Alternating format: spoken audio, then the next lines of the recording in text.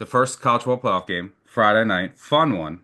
We got two teams from the state of Indiana playing for, they're both in the running for a national championship, but this will be the state of Indiana 2024 championship. Two 11-1 teams that you can poke holes into both of their uh, strength of schedule. They're both 11-1. Their strength of schedule at both, I think, slightly below national average. As far as the line is concerned, 7.5. There's some sevens out there, juiced a bit to Indiana. Total is sitting at right around 51. It will be cold. That's something to keep in mind. It's going to be very, very cold. Wind dies down a bit at night relative to the daytime. And by the way, South Bend, you gotta, if you want to go to a dive bar, you gotta go to the backer. Classic dive bar in South Bend. But maybe it's not anymore, but I back in the day it was. I've already talked about on our first pod that I like Indiana. Yeah. Anything over seven, I show value in. I the key to me now, I am a bit concerned about. I mentioned this a few times, but everyone talks about the Ohio State offensive line injuries, which are important, and we will talk about them when we break down the Ohio State Tennessee game. But Indiana losing their left guard, Evans, was a major issue against the few elite defenses that they faced. Their the backup has experience at JMU, but when he was at JMU, it was not good. And that's definitely the weak link of the offensive line. I am a bit concerned about that. But I do think where I do believe in the Indiana defense is their run D. And I think it can hold up here. And the key to beating this Notre Dame team, or at least covering, is you have to get them into obvious passing situations on third downs where they're not good and they didn't play a tough schedule. I mentioned both teams are similar strengths of schedule. I think Indiana's top 20 in the country on third down offense. Notre Dame, I think, is like 87th.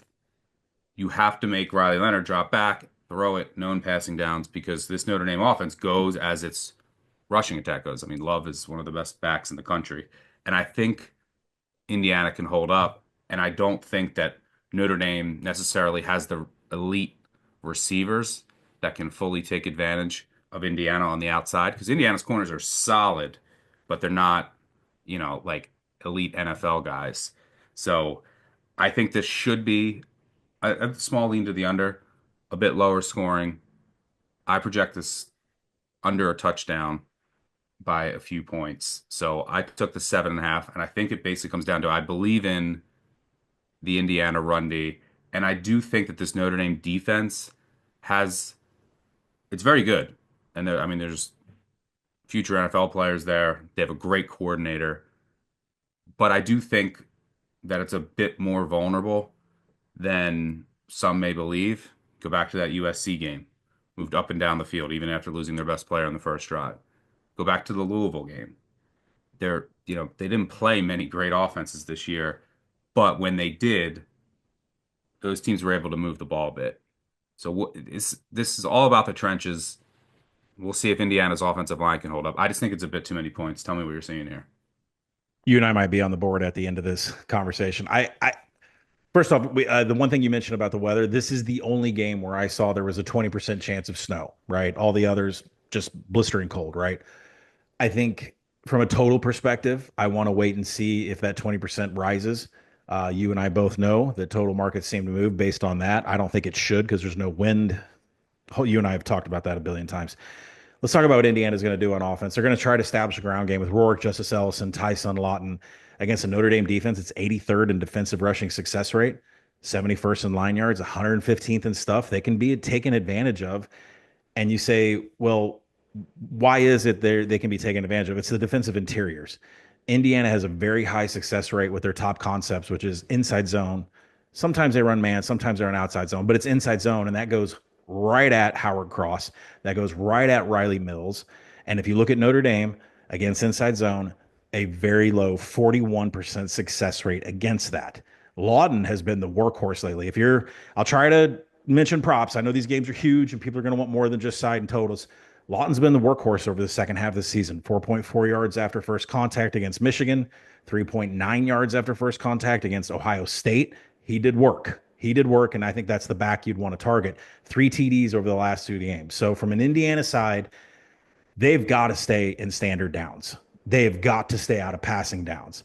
I'm not expecting a lot of explosives here. Indiana's 89th in rush EPA. Notre Dame is 10th in broken tackles allowed. It's going to be methodical drives that gets Indiana into scoring position.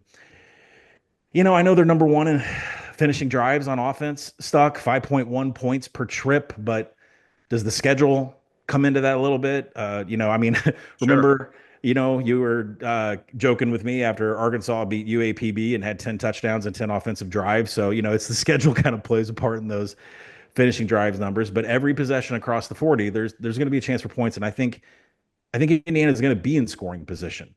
Indiana's 11th in red zone rush touchdown TD rate. Lawton should be a good prop. So from on the Indiana side of the ball, I think they're going to be in scoring position. When you go to the other side, look, Notre Dame's got the same advantages. They're good at every run concept. It's inside zone, it's man, heaviest usage. Riley Leonard, Jeremiah Love, Jadarian Price, same thing. They need to stay out of passing downs. They need to keep the chains moving. 29 rushing TDs for Love and Leonard. For the prop bettors out there, Love and Leonard. I would, anytime TD on Love, I'd probably get into. 3 of the last 5 games, Jeremiah Love has had 2 touchdowns. So if you find a huge number on Jeremiah Love, 2 touchdowns, 2+ touchdowns, could be worth a look. I have problems with Indiana's. They have this huge success defending inside zone. On the season, is 62% success rate. That's really good. But I go back to some games like against tougher competition. Ohio State, 4.5 per carry on 28 attempts. They were only stuffed on 6 of 28. I mean, they didn't stuff them at all. Washington, 5 yards per carry. Half of Washington's offensive possessions had 2+ first downs. That worries me. Maryland, 6.5 yards per play on 24 rushing attempts. That worries me if I'm the Indiana defense. And when you look at Notre Dame, we've talked about their explosiveness running the ball all season, their red zone efficiency, their red zone TD rate. Notre Dame is third in rush explosives, EPA. Indiana is 61st defensively in allowing that. So really you have to go and handicap, can Indiana tackle at the second level? They have, but have they seen these kind of running backs and this kind of, and the weather? I'm not sure if that helps a defender tackle. I know a soggy condition field definitely helps an offensive running back make a cut. And I know it helps offenses that run counter. Notre Dame is fifth in offensive finishing drives. Indiana's 49th. To me, Stuck, the line is perfect because Indiana is going to get into scoring positions. So is Notre Dame. But Notre Dame has the added ability of creating explosives, which could create that extra edge needed to win this game by a single possession. So, once you kind of handicap all of that together, extended red zone advantages for Notre Dame on both sides of the ball, huge special teams advantages to Indiana. Not Yep, I was sure if, going to mention that. yeah, not sure if that cancels each other out. So, where you and I might go on the board is I like the over. Actually, I really like the over. I see multiple scoring opportunities. I see Notre Dame getting explosives. If the kicking game is there for Indiana, which it has been all year, that helps. What I'm waiting on from a betting perspective, from an app perspective, if that 20% snow, 30%, 40%, maybe first quarter flurries, maybe 90 minutes before in the warmups, people are seeing snowflakes come down. To me, it doesn't matter because, right, there's no wind. That would create a soggier field condition for offense for running backs, which are going to dominate here to make cuts and create explosives. I want the over here. So if you want to go to the board on the total, I'd be more than happy to do it. But that is exactly where I'm looking. I do think, and I agree with you. 7.5, I take Indiana. 6.5, I would take Notre Dame. I'm not sure if I'm going to get into live betting. Shout out to my wife. This is my birthday on Friday. I'm going to be in a sports book after watching horse racing all day. I'm not sure I'm going to be that active in the app or on Twitter, but I would take 6.5 Notre Dame. I'd take 7.5 Indiana. Over is what I really like here, Stuck. Uh, no, I can't get there on the You're over. on me. There could be some wind. I have to get look if there's a little we could have a snover. That would be nice if there's just like Yeah. not a Yeah. lot of wind. Then I might be in on it. Um, but yeah, it could be, like as of right now, it's like at night it's only projected 10, 11, 12 miles an hour, maybe up to 18 to 20. So we're on the fringe. Could be nothing. Could be maybe a little bit marginal impact, and then we'll see on the snow. Well, I'll So say I need this. to see the forecast I'll go first. up to 52.